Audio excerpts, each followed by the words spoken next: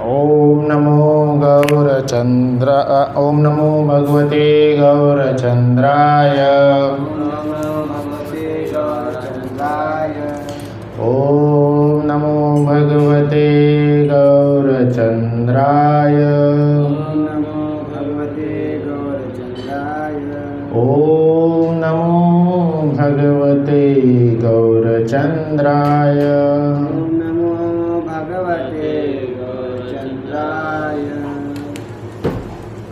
नारायणं नमस्कृत्यं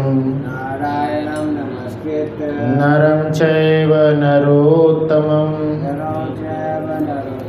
देवीं सरस्वतीं व्यासं ततो जयमुदीरयेत्। नष्टप्रायेषु अभद्रेषु नित्यं भागवत सेवया भगवती उत्तम श्लोके भक्तिर्भवति नैष्टिकी। कृष्णाय वासुदेवाय देवकीनंदनाय च नंदगोपकुमाराय गोविंदाय नमो नमः। आज के श्री चैतन्य चरितामृत के सत्र में आप सभी का स्वागत है। श्रील प्रभुपाद की कृपा से प्रत्येक सोमवार को कृष्णदास कविराज गोस्वामी द्वारा रचित श्री चैतन्य महाप्रभु की दिव्य लीलाओं का संग्रह चैतन्य चरितामृत के ऊपर हम अध्ययन करते हैं। आज आदि लीला अध्याय 4 41 श्लोक पे आज हम चर्चा करेंगे। पिछली बार 36 श्लोक पे चर्चा हुई थी। 35 श्लोक पे 35 श्लोक पे पिछले सोमवार को श्रीमान सर्वोत्तम प्रभु ने चर्चा किए थे। तो उसके बाद 36, 37, 38, 39 और 40 ये सब में तात्पर्य नहीं है, तो हम सिर्फ श्लोक और अनुवाद पढ़ेंगे। तो आप सब लोग दोहराइए। आदि लीला अध्याय 4 श्लोक संख्या 36। एवांछाय यच्छे कृष्ण प्राकट्य कारण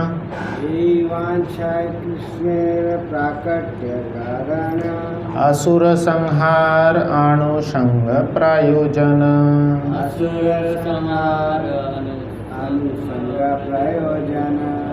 मत चैतन्य कृष्ण पूर्ण भगवान युग धर्म परिवर्तन न हे तारकाम।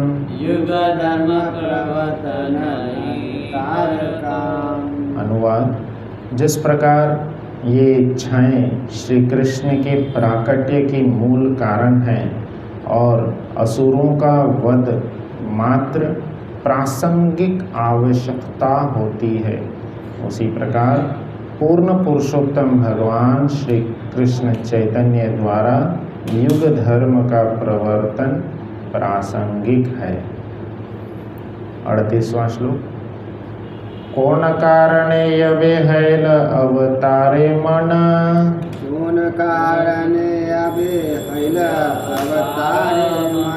युग धर्म काल हैल से काले मिलन।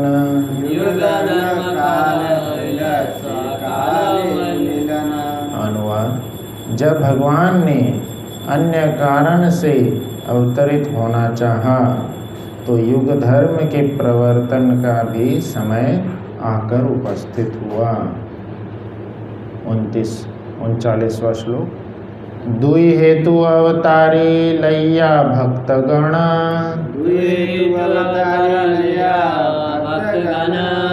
अपने आस्वादे प्रेम नाम संकीर्तन।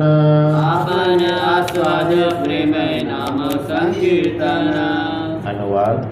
इस प्रकार भगवान दो कारणों से अपने भक्तों के साथ अवतरित हुए और उन्होंने नाम संकीर्तन द्वारा प्रेम रूपी अमृत का आस्वादन किया। 40वां श्लोक।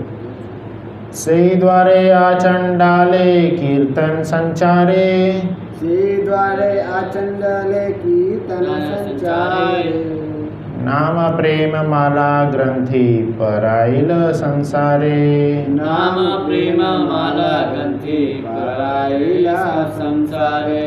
अनुवाद। इस तरह उन्होंने अछूतों से भी कीर्तन का विस्तार किया। उन्होंने पवित्र नाम तथा प्रेम की माला गूंथ कर सारे भौतिक संसार को पहना दी। अब आज जिसके ऊपर हम चर्चा करेंगे वो श्लोक हम लोग पढ़ेंगे 41वां श्लोक। ऐ मत भक्त भाव करी अंगीकार, हे मत भक्त भाव करी अंगीकार, आपनी आचारी भक्ति करील प्रचार, आपनी आचारी भक्ति करील प्रचार। ऐ मत भक्ति भाव करी अंगीकार, हे मत भक्ति भाव करी अंगीकार, आपनी आचारी भक्ति करील प्रचार, आपनी आचारी भक्ति करील प्रचार। ऐ मत भक्त भाव करी अंगीकार, हे मत भक्त भाव करी अंगीकार, आपनी आचारी भक्ति करील प्रचार, आपनी आचारी भक्ति करील प्रचार।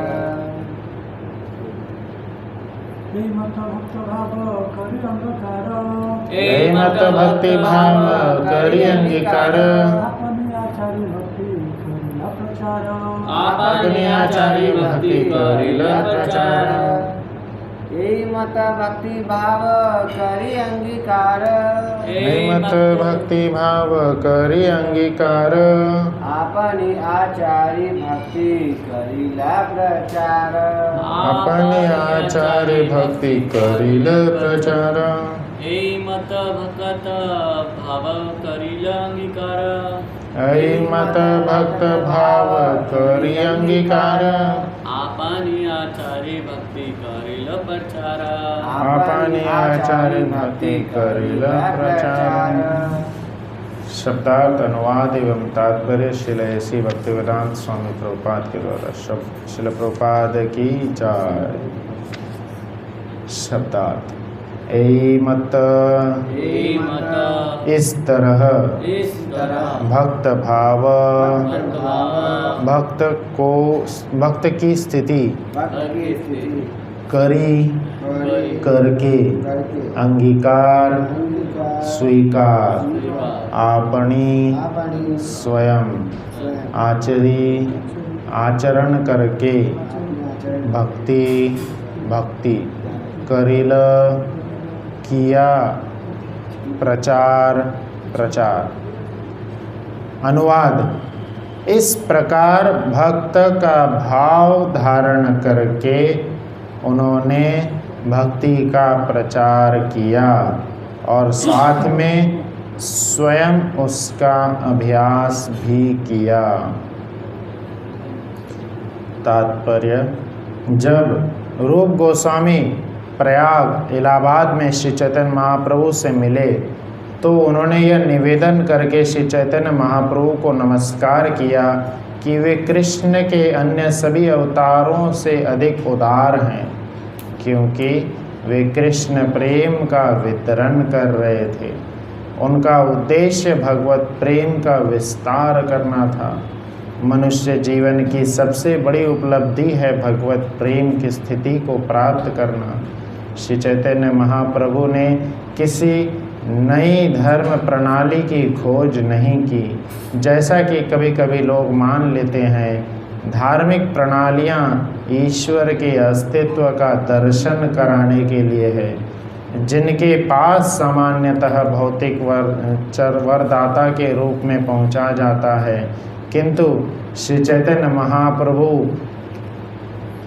का दिव्य उद्देश्य हरेक को भगवत प्रेम वितरित करना है। जो भी भगवान को परमेश्वर के रूप में स्वीकार कर ले वह हरे कृष्ण के कीर्तन की विधि को अपनाकर भगवान का प्रेमी बन जाता है। अतएव चैतन्य महाप्रभु सर्वाधिक उदार हैं। भक्ति का यह उदार प्रचार केवल कृष्ण के लिए ही संभव है। इसीलिए श्री चैतन्य महाप्रभु कृष्ण हैं। भगवद गीता में कृष्ण ने पूर्ण पुरुषोत्तम भगवान को आत्मसमर्पण करने के लिए दर्शन की शिक्षा दी है। जो भगवान को आत्मसमर्पण कर देता है वह उनसे प्रेम करना सीख कर आगे प्रगति कर सकता है। इसीलिए श्री चैतन्य महाप्रभु द्वारा प्रचारित कृष्ण भावनामृत आंदोलन विशेषतया उन लोगों के लिए है जो हर वस्तु के नियामक भगवान के अस्तित्व से अवगत हैं। उनका उद्देश्य लोगों को यह शिक्षा देना है कि दिव्य प्रेम भक्ति में अपने आप को किस प्रकार लगाएं। वे साक्षात कृष्ण हैं जो भक्त के पद से अपनी ही सेवा की शिक्षा देते हैं। श्री चैतन्य महाप्रभु के सनातन रूप में भक्त की भूमिका को स्वीकार करना भगवान का दूसरा अद्भुत गुण है। बद्ध जीव अपने अपूर्ण प्रयास से भगवान तक नहीं पहुंच सकता। अतएव यह अद्भुत बात है कि भगवान श्री कृष्ण ने श्री गौरांग के रूप में सबके लिए अपने पास तक पहुंचने का सरल बना दिया। स्वरूप दामोदर गोस्वामी ने चैतन्य महाप्रभु को राधा रानी के भाव से युक्त स्वयं कृष्ण अथवा राधा तथा कृष्ण का सम्मिलित रूप कहा है। भगवान चैतन्य का उद्देश्य दिव्य प्रेम में कृष्ण के माधुर्य का आस्वादन करना था। वे अपने आप को स्वयं कृष्ण मानने की परवाह नहीं करते क्योंकि वे राधा रानी का पद चाहते हैं।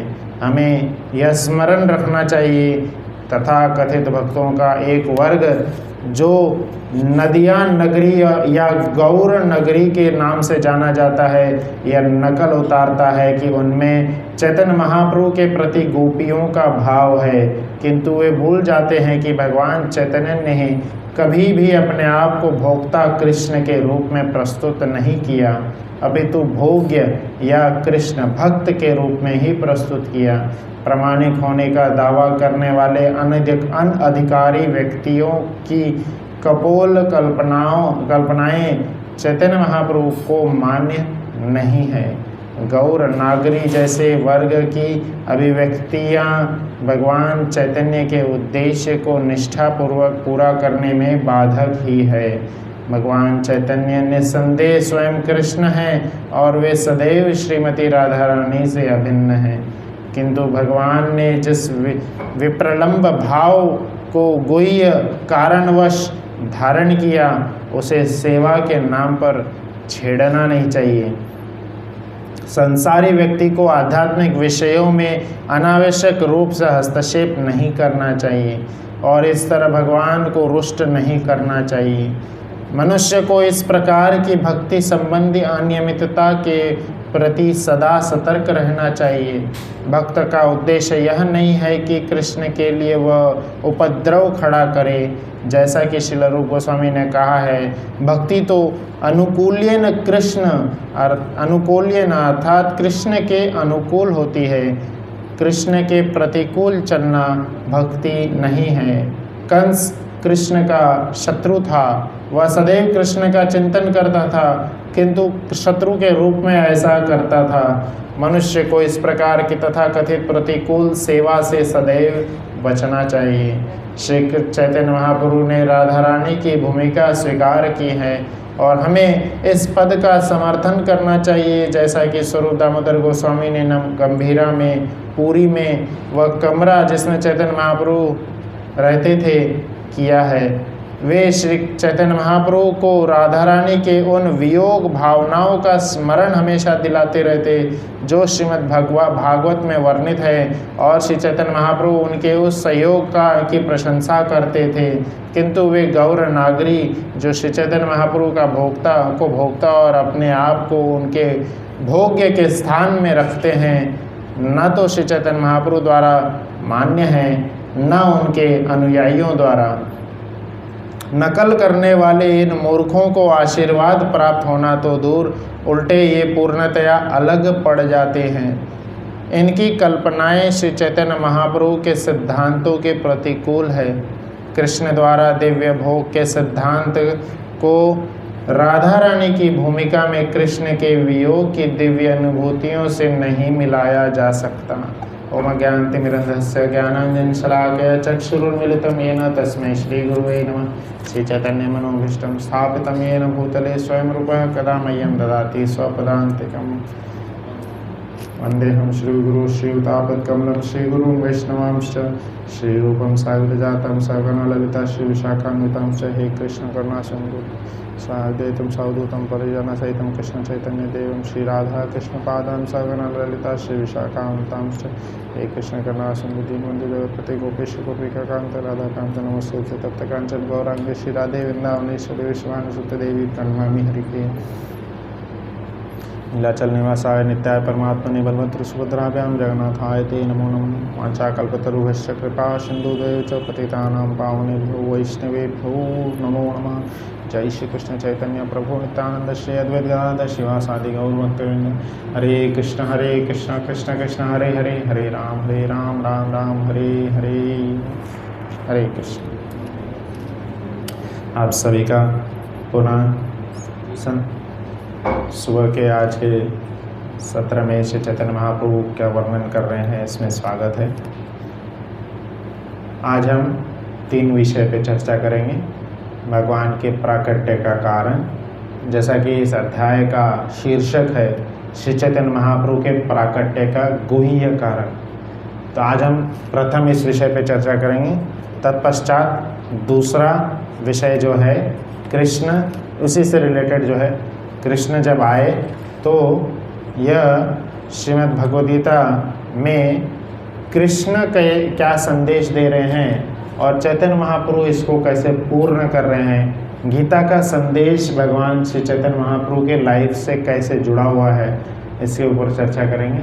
और तीसरा, हम जैसे श्रील प्रभुपाद जी अंत में बता रहे हैं, गौर नागरी कौन है और उनका क्या भाव है, चैतन्य महाप्रभु के भाव से वह कैसे भिन्न है, इसके ऊपर हम चर्चा करेंगे।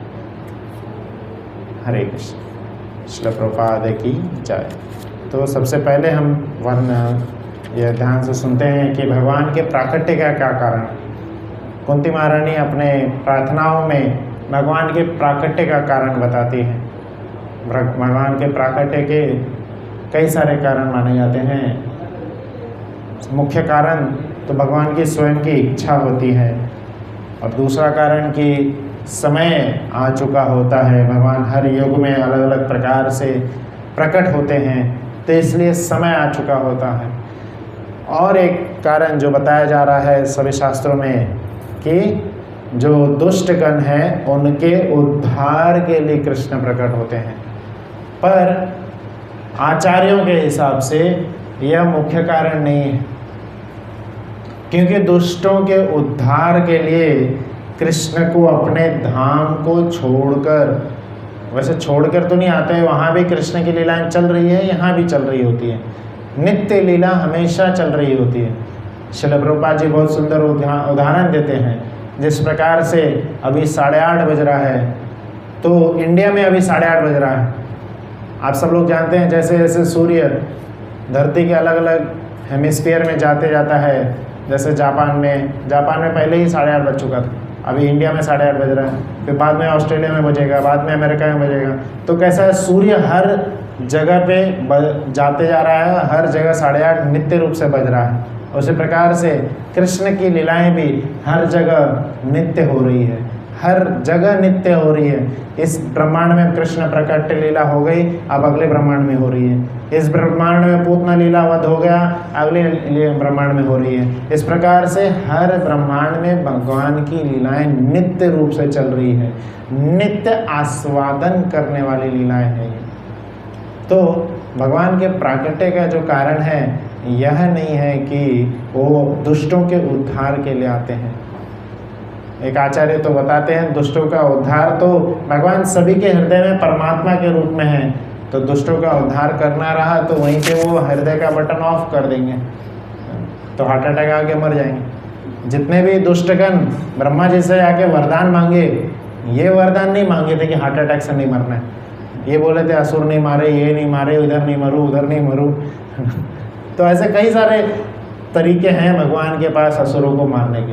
पर आचार्यगण बताते हैं, जैसे यहाँ पे वर्णन आया था 36वें श्लोक में क्या बता रहे, ऐ वांछा यच्छे कृष्ण प्राकट्य कारण असुर संहार अणुसंग प्रायोजन। तो यह जो है प्रासंग एकदम मूल कारण नहीं है, यह तो एक तरह से प्रासंगिक कारण बोल सकते हैं कि उसी समय वह भी आ गया इसलिए तो सेकेंडरी कर दिए।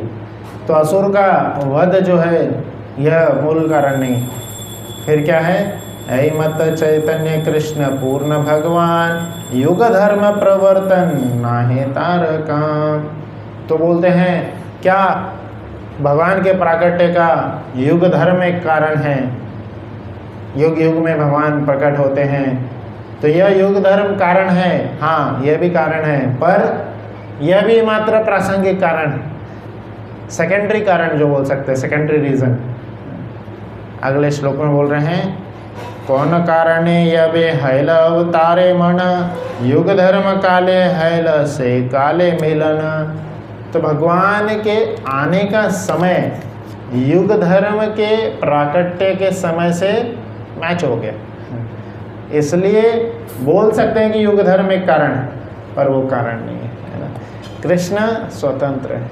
श्रीमद् भागवतम के प्रथम अध्याय के प्रथम श्लोक में वर्णन आता है, ओम नमो भगवते वासुदेवाय।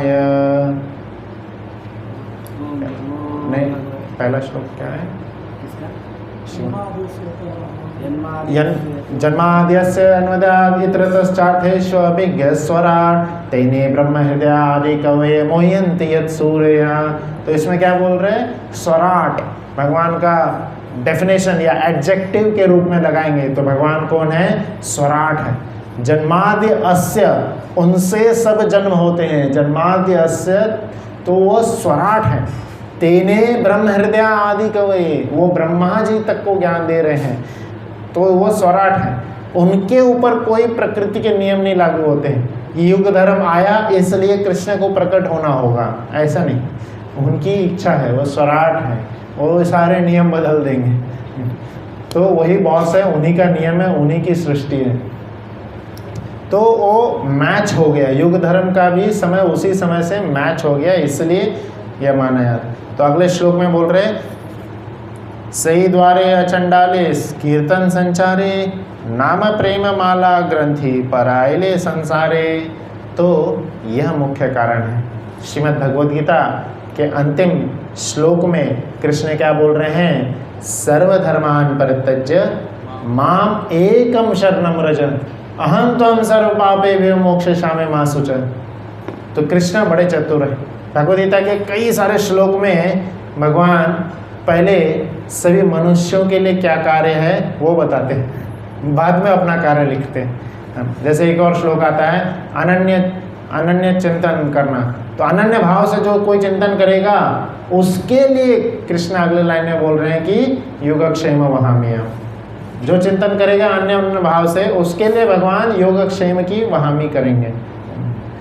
यहाँ पे भी क्या बोल रहे हैं, जो सर्वधर्मान त्याग करके, सर्व धर्म को त्याग करके कृष्ण के शरण में आएंगे और एकला ईश्वर कृष्ण, सिर्फ कृष्ण को ही ईश्वर मान के सिर्फ कृष्ण को ही प्राण धन मान के जो कृष्ण के पास आएंगे, उनके लिए कृष्ण क्या करेंगे, सर्व पापेभ्यो मोक्षयिष्यामि मा शुचः। सभी पापों से उनको मुक्ति दे देंगे। और इस बात के लिए किसी को किसी प्रकार का भय नहीं रखना चाहिए, कोई डरने की जरूरत नहीं है। कृष्ण हैं सबकी रक्षा के लिए, पर पहला कंडीशन हमें पूरा करना होगा। जय श्री जगन्नाथ बलदेव सुभद्रा महारानी की जय, श्री राधा मदन मोहन गौर निताय लक्ष्मी नरसिंह की जय। पर कृष्ण जब कलयुग के हम बद्ध जीवों की स्थिति देखे, जो कि आलस और प्रमाद से भरे हुए हैं, चाहे सुबह का समय हो, दिन का हो, रात का हो, शाम का हो। एक व्यक्ति से पूछा गया, आपको मैं सबसे डिफिकल्ट क्वेश्चन पूछ रहा हूँ, सूर्य कौन सा डायरेक्शन में उगता है? वो व्यक्ति बोल रहा था, यार आसान सवाल पूछा करो, मैं तो शाम में उठता हूँ सो करके, रात में जगता हूँ, सूर्य को तो आज तक देखा ही नहीं मैंने। तो ऐसे कई सारे व्यक्ति हैं जो कि सुबह के दिन तक सोए हुए हैं, तो उनके लिए जो हमेशा आलस और प्रमाद में लगे हुए हैं, आलस और प्रमाद हमेशा जो है तमोगुण में लगे हुए हैं, ऐसे व्यक्तियों का उद्धार कैसे होगा? और पता चलता है क्या कि कलयुग में ऐसे व्यक्तियों की संख्या बहुत ज़्यादा है, बहुत ज़्यादा है, जो तमोगुणी में है। श्रील प्रभुपाद जी एक बार गए थे नैरोबी में, एक बार नहीं फिजी में प्रचार करने गए थे। फिजी में उनको कोई उनके भक्त लेके चले गए थे, वहाँ पे प्रचार कर रहे थे। तो वहाँ पे जब श्रील प्रभुपाद जी, फिजी और नैरोबी दोनों की घटना आती है। तो फिजी में जब प्रभुपाद जी लेक्चर देने पहुँचे थे, तो स्टार्टिंग में तो कोई नहीं था, कोई भी नहीं था लेक्चर देने सुनने के लिए, कोई नहीं था। प्रभुपाद जी गए, ठीक है, और उनके भक्तों ने बताया कि आ जाएंगे, सब लोग आ जाएंगे, आप चालू करिए। तो प्रभुपाद जी कीर्तन चालू कर दिए, हरे कृष्णा कृष्णा कृष्णा हरे हरे, हरे राम राम राम हरे हरे। ऐसे आंख बंद करके कई घंटे समय तक प्रभुपाद जी कीर्तन करते रहे। और उनके दिव्य कीर्तन से सामने में इतना क्राउड आ गया, इतने सारे भक्त, इतने सारे लोग आ गए सुनने के लिए। और सबका शोर शराबा से प्रभुपाद जी अंतिम में आंखें खोलते हैं और देखते हैं क्या, सामने में लोगों की भीड़। बट कैसे लोगों की भीड़ है? सब लोग नग्न हैं, सब लोग ऐसी अवस्था में हैं जो कि उनके लिए नेचुरल है, बट शास्त्र के हिसाब से ये जो है गलत है ना। तो सब नग्न अवस्था में थे, और प्रभुपाद जी दिव्य संत हैं, और उस वैसे अवस्था में भी प्रभुपाद जी क्या कर रहे हैं, कीर्तन ख़त्म करके कथा चालू कर रहे हैं। और कथा किस रूप में चालू कर रहे हैं, बहुत सुंदर वर्णन आता है। वहाँ पे बोलते हैं, जिस प्रकार से आपने यह वस्त्र त्याग दिए हैं, उसी प्रकार से आप शरीर के वस्त्र को भी त्याग कर सकते हैं। आप शरीर नहीं है, आप आत्मा है, शरीर भी एक वस्त्र है। वासाम से जीर्णानि यथा विहाय, जिस प्रकार से हम कपड़े बदलते रहते हैं, शरीर भी हम बदलते। तो प्रभुपाद जी ऐसों को भी भक्ति के राह में लगाते हैं। और क्या देखते हैं, नैरोबी में जब जाते हैं, प्रभुपाद जी कथा एक बार कर रहे थे, तो वहाँ पे देखते हैं जब वैसे ही सेम प्रभुपाद जी गए, कीर्तन चालू किए, हरे कृष्णा कृष्णा कृष्णा हरे हरे, हरे राम राम राम हरे हरे। प्रभुपाद के दिव्य कीर्तन से पूरा हॉल भर गया। दोनों गेट खोल के रखे थे भक्तों ने, सब पूरा हॉल भर गया। और हॉल में जब प्रभुपाद जी देखते हैं आँख खोल करके, तो सुबह क्या हुआ था, सुबह जब प्रभुपाद जी नहा करके आए थे, जहाँ पे कपड़े सुखाए थे उनके कपड़े थे ही नहीं वहाँ पे। और बाद में अभी वो लोग बोले, प्रभुपाद को लगा ठीक है उनके भक्तों ने कहीं सुखा दिए होंगे, कहीं रख दिए होंगे। जब भागवतम में बैठे देख रहे थे, कीर्तन होने के बाद आँख खोल करके देखे, जितने भी लोग थे वहाँ पे सब प्रभुपाद के कपड़े पहने बैठे थे।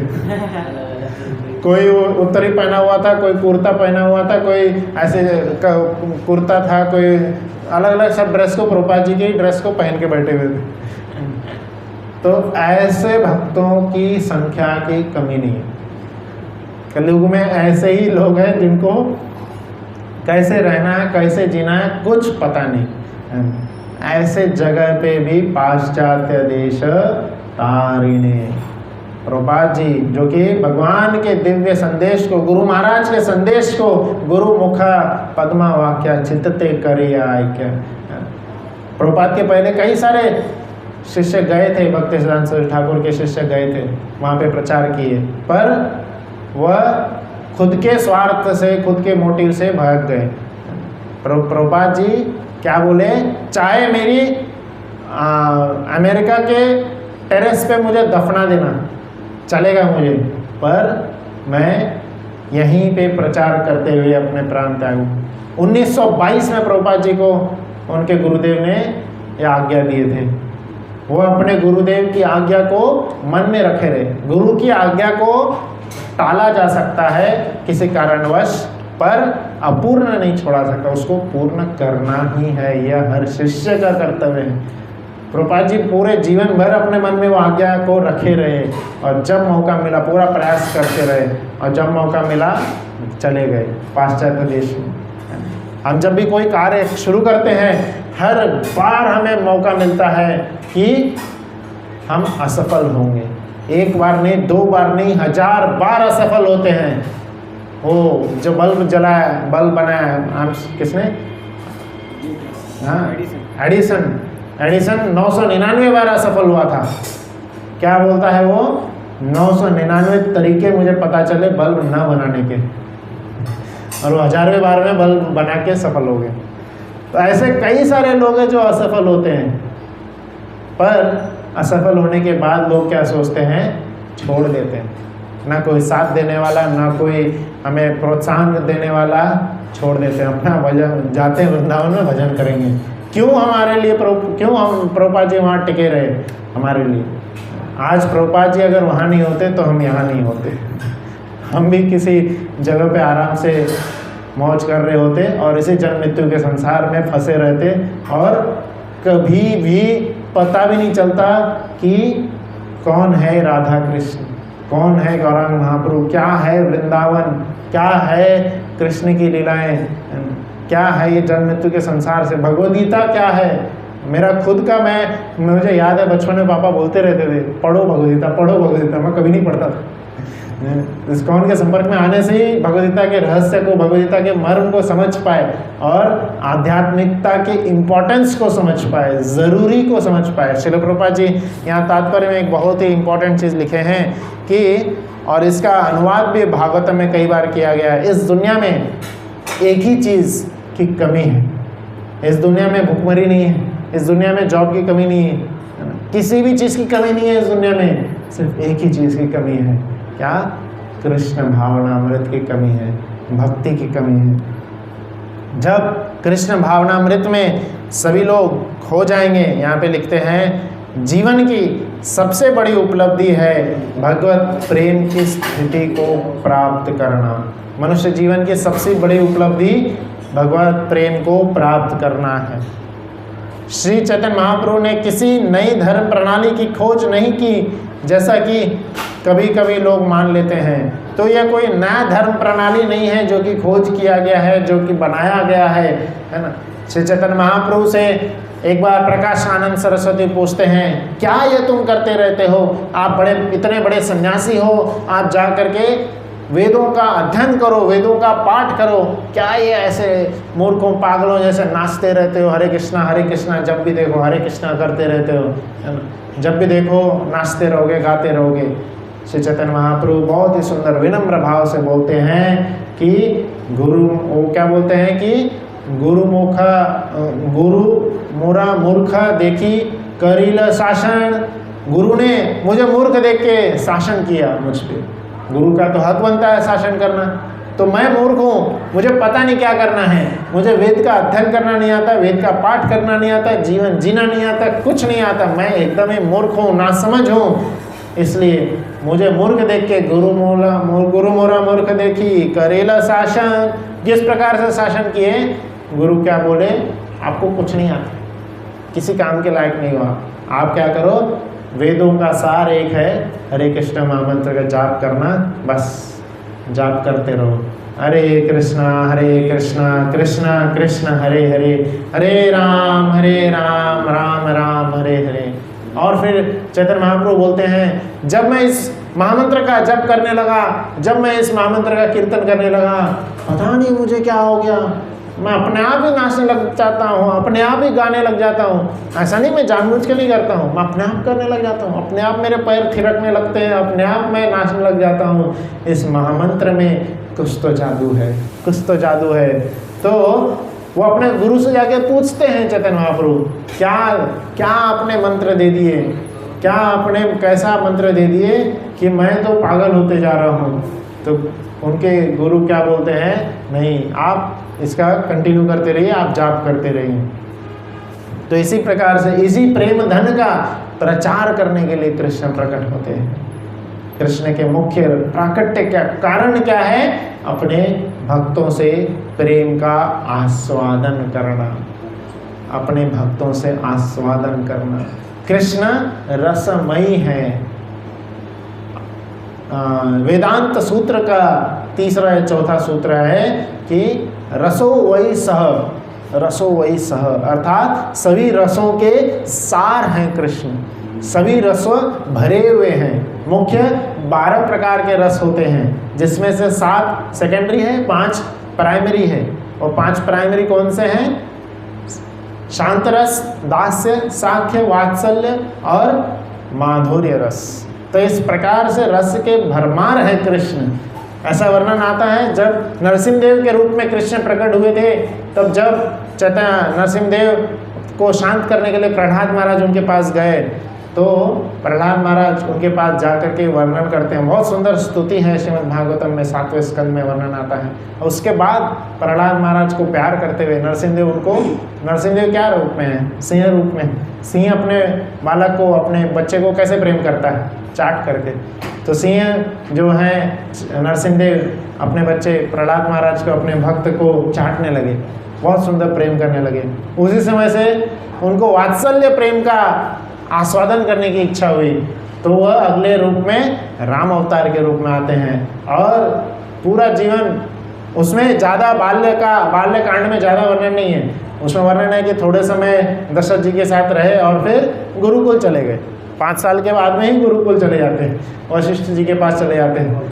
तो सभी लीलाओं का आस्वादन करते हैं, है ना, वात्सल्य का और लास्य का, साख्य का, ऐसे लीलाओं का आस्वादन करते हैं राम रूप में। फिर और ज़्यादा उनको इच्छा होती है कि और ज़्यादा रसों का आस्वादन करेंगे।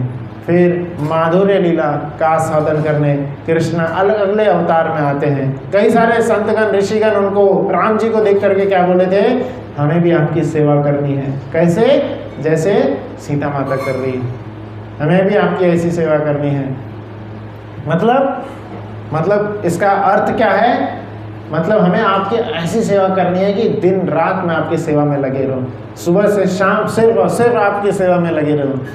गोपियाँ ब्रह्मा जी को बोलती है कि आपने आँखों में पलकें क्यों बना दी? क्यों? हमें क्या लगता है पलकें बहुत अच्छी चीज़ है, कभी आंखें खुले ही ना, हमेशा सोते रहे, क्योंकि हम आलस से प्रमाद से भरे हुए नहीं, डूबे हुए हैं उसमें। पर जो मुख्य गोपियाँ हैं, जो उत्तम भक्तगण हैं, वह बोलते हैं एक पल के लिए भी मेरे नज़रों से कृष्ण दूर ना हो, एक पल के लिए भी मैं कृष्ण से विमुख ना हो जाऊं, एक पल के लिए भी। ऐसे सुंदर भक्त हैं कृष्ण के, ऐसे सुंदर भक्त है ना। इन भक्तों का टेस्टिंग हुआ एक बार, नारद मुनि आके बोल रहे कि आपसे उत्तम भक्त, आपके सर्वोत्तम भक्त कौन है? कृष्ण बोले ठीक है, आप जाके सभी जितने भी भक्तों की लिस्ट है, आप लिस्ट चेक करते जाना और सब भक्तों को जाके बोलना कि मेरे सिर में दर्द हो रहा है, मुझे एक ही दवाई है, मेरे वैद्य ने क्या बताया है, एक ही दवाई है, क्या? चरणों की रज चाहिए। जो भक्त अपने चरणों की रज देगा, उसी के रज से मैं उसका लेप लगाऊंगा और उससे ठीक हो जाऊंगा।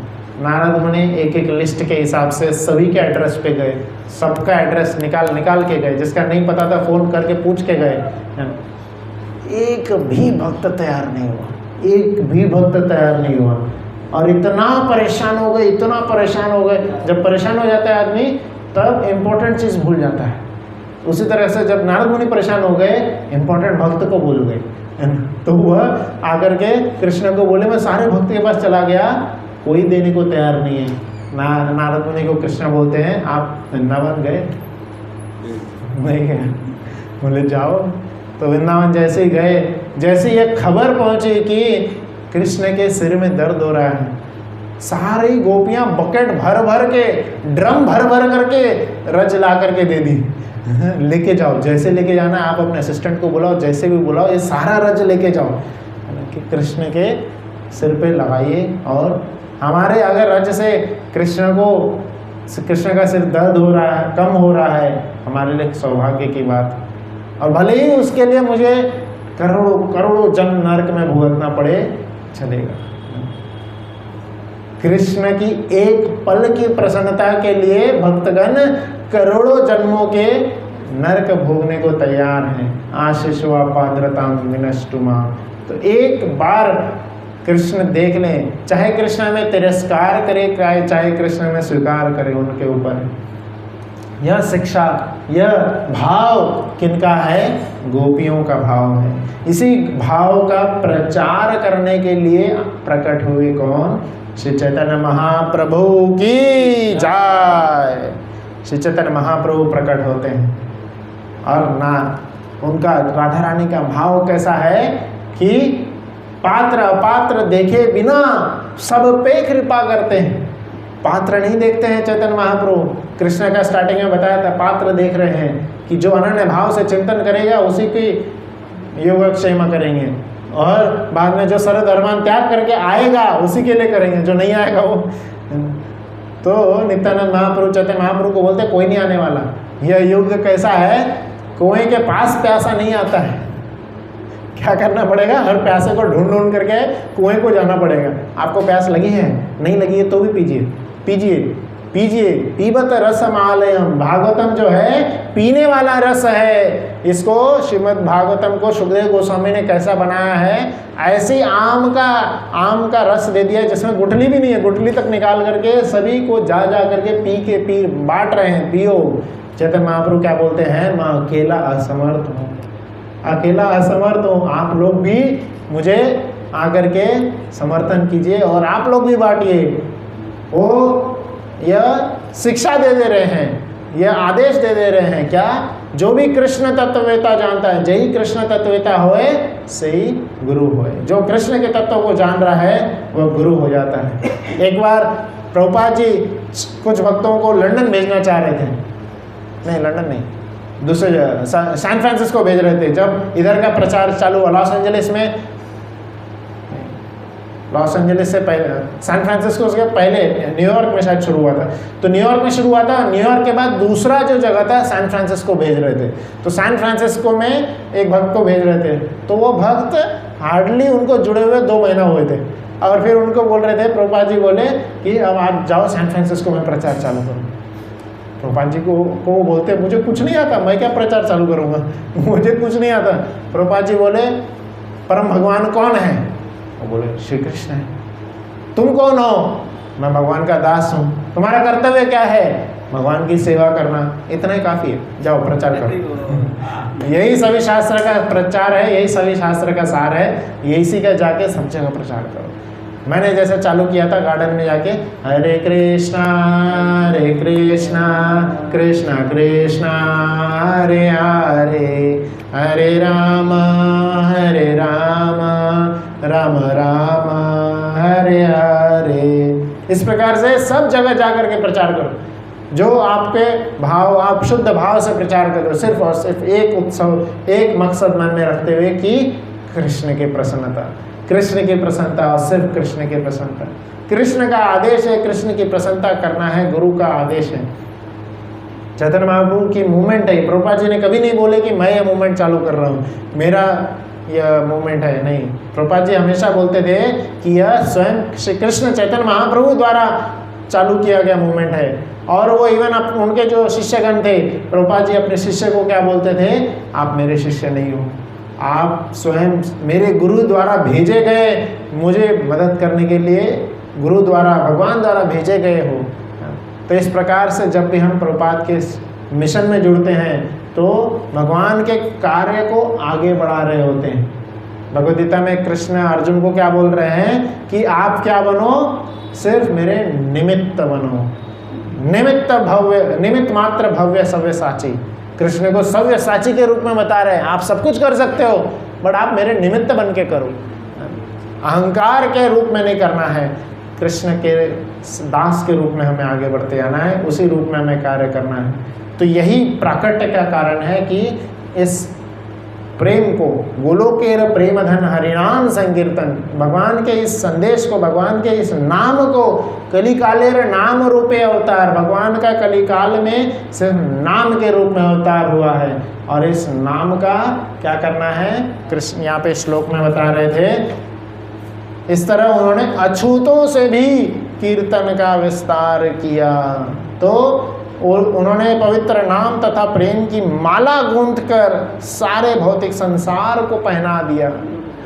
सारे भौतिक संसार के हर एक व्यक्ति को चैतन्य महाप्रभु हरिनाम का प्रचार कर रहे हैं। हरे कृष्णा कृष्णा कृष्णा हरे हरे, हरे राम राम राम हरे हरे। हर व्यक्ति को उन्होंने इस महामंत्र का प्रचार करा है ना।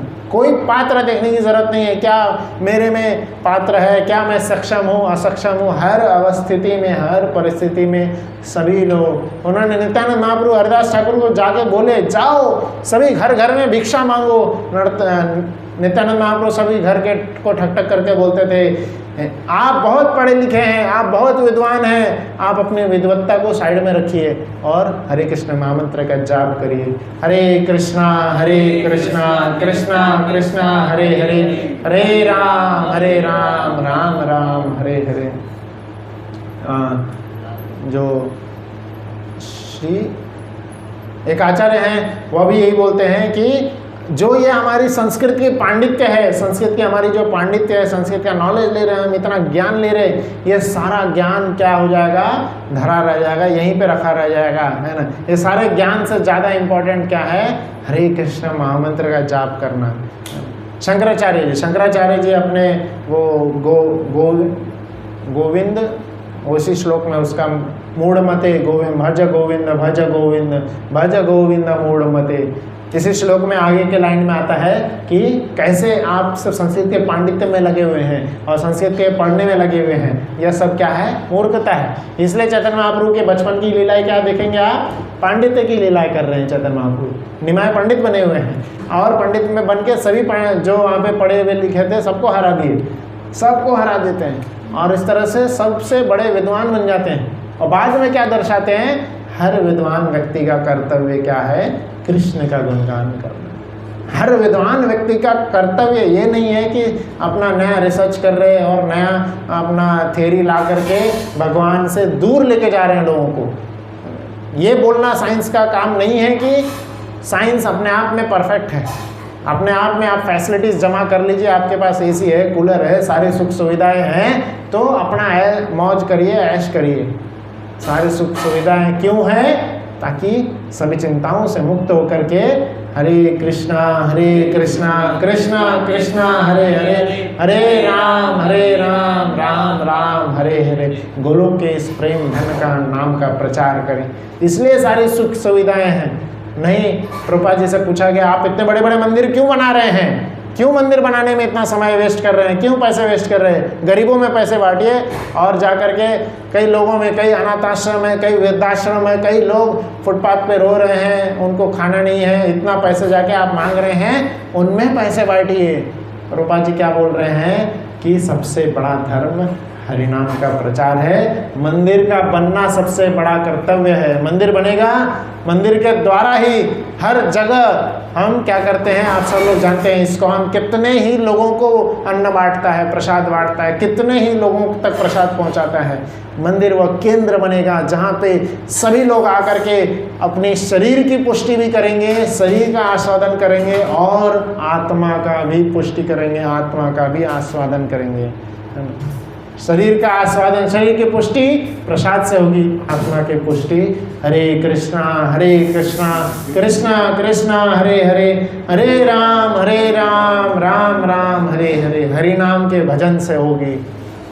इसलिए मंदिर बनाया जा रहा है, इसलिए मंदिर का हर जगह प्रचार किया जा रहा है ना। टेम्पल टेम्पल का फुल फॉर्म देखेंगे तो क्या आता है, ट्रैंक्विलिटी, मतलब जो हर जगह, इसको टेम्पल को ओएसिस बताया गया है। डेजर्ट में जैसे ओएसिस होता है, जहाँ पे जो पूरा डेजर्ट क्या है, रेत से भरा हुआ है, इतनी परेशानियाँ, इतनी धूप, इतनी गर्मी सब जगह, और एक जगह होता है जहाँ पे थोड़ा सा पानी होता है, वहाँ पे थोड़े से पेड़ पौधे होते हैं, अच्छा लगता है वहाँ जाके, थोड़ी सी रिलीफ मिलती है ना। जैसे एक व्यक्ति को पानी में बहुत देर तक डुबा के रखें फिर निकाल दे रहे, श्वास वो इतना लेना चाहता है, आनंद आता है उसको। उसी प्रकार से इस भौतिक जीवन में, भौतिक जगह पे क्या है, हर जगह क्लेश है, हर जगह सब कुछ बहुत ही ज़्यादा क्लेश, प्रमाद, आलस से भरा हुआ है।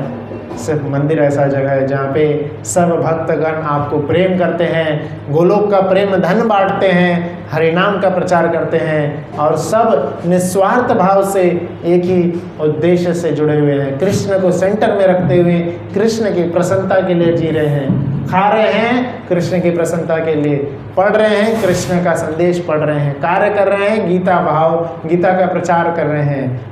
एक ही शास्त्र है गीता, एक ही देव है, कौन, देव की पुत्र, एक ही काम है क्या, कृष्ण की सेवा, एक ही मंत्र है क्या, हरे कृष्णा कृष्णा कृष्णा हरे हरे, हरे राम राम राम हरे हरे। तो यहाँ पे हम अंत करेंगे। अंत में एक चीज़ और बताना चाहूँगा, इसको हम एंटी भाव में नहीं लेना है। प्रभुपाद जी यहाँ पे तात्पर्य में भी बता रहे हैं कि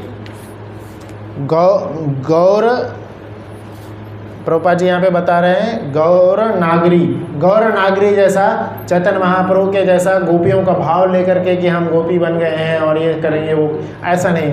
कृष्ण के भाव को समझना है। कृष्ण हमेशा स्वरूप दामोदर गोस्वामी उनको याद दिलाते रहते थे कि कैसे राधा रानी के विरह में रहते थे कृष्ण। ये नाटक नहीं कर रहे हैं, ये असली चीज़ है। उनके विरह के भाव को समझना है। कोई भी जीवात्मा कभी भगवान नहीं बन सकता। जीवात्मा अनु है, भगवान विभू है। तो यह बात हमेशा याद रखना है। और इसीलिए चैतन्य महाप्रभु कभी भी अपने आप को ईश्वर घोषित नहीं किए, हमेशा उनका दास बोले। जब भी कोई बोलता था कि आप विष्णु हैं, वो ऐसे ऐसे कान पकड़ लेते थे और वहाँ से भाग जाते थे। तो इसलिए वह कभी नहीं मानना है कि जो है, हालांकि हम जानते हैं जय कृष्ण सही गौर सही जगन्नाथ, वही कृष्ण है, वही गौरांग महाप्रभु हैं, वही जगन्नाथ जी हैं, पर उन्होंने कभी यह स्वीकार नहीं की। क्यों? क्या लिखा है श्लोक में? वो अपने अभ्यास के द्वारा, अपने ही आचरण के द्वारा यह सिखाना चाहते थे। तो इसलिए हमें खुद आचरण करना है, हमें खुद जाप करना है, हमें खुद प्रचार करना है, और हमारे आचरण के द्वारा जो है हम प्रचार करेंगे, हरिनाम का जाप करेंगे। इसलिए प्रभुपाद जी मंदिर बना रहे हैं। प्रभुपाद जी बोले कि हम एक झाड़ के नीचे बैठ करके आराम से जप कर सकते थे, हमें कोई प्रॉब्लम नहीं था। पर हम भजनानंदी नहीं, हम गोष्ठानंदी हैं। प्रचार करने के लिए गुरु महाराज का आदेश है। तो प्रचार जब करेंगे तो झाड़ के नीचे कौन आएगा सुनने? तो इसलिए बड़ा बड़ा मंदिर बन रहा है।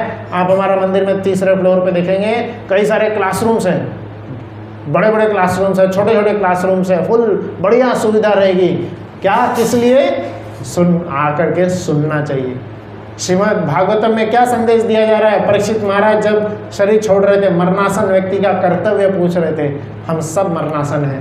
मरणासन व्यक्ति का कर्तव्य सुखदेव गोस्वामी क्या आके बोले? यज्ञ दान तपस्या तो है, करना है, वो जीवन में करना है। मरणासन के वक्त क्या करना है? सुनना है। परीक्षित महाराज को क्या बोले? सभी काम धंधे छोड़ो, बैठ करके सुनो। 7 दिन तक क्या करना है? सुनना है। श्रवण भक्ति का सर्वोत्तम कार्य है, श्रवण। इसलिए मंदिर बनाया जा रहा है कि आप भगवान का दर्शन करें, प्रसाद पाएं, और सब लोग आकर के भगवान की लीलाओं को सुने। तो यहाँ पे हम अंत करेंगे। 3 चीज़ों पर चर्चा किए। भगवान के प्राकट्य के कारण असुरों का विनाश करना नहीं है, और समय हो गया इसलिए भगवान प्रकट नहीं हो रहे, किसी प्रकृति में बंधे हुए नहीं है। कृष्ण क्यों प्रकट हो रहे हैं? स्व इच्छा से प्रकट हो रहे हैं। इस हरिनाम का प्रचार करने के लिए प्रकट हो रहे हैं, कीर्तन का प्रचार करने प्रकट हुए हैं। हर व्यक्ति को पात्र देखे बिना हर व्यक्ति को हरिनाम देने के लिए कृष्ण प्रकट हुए। कृष्ण आतुर हैं। क्यों? क्योंकि हर एक जीवात्मा से कृष्ण विरह में है। मेरा भक्त दूर चला गया, मेरे बच्चे दूर चले गए, हम सब भगवान के अंश हैं। इसलिए इस नाम का जाप करते हुए हमें प्रयास करना चाहिए हम वापस कृष्ण के धाम गोलोक धाम इसी जन्म में चले गए। हरे कृष्णा कृष्णा कृष्णा हरे हरे, हरे राम राम राम हरे। जय श्री चैतन्य महाप्रभु की जय, श्रील प्रभुपाद की जय।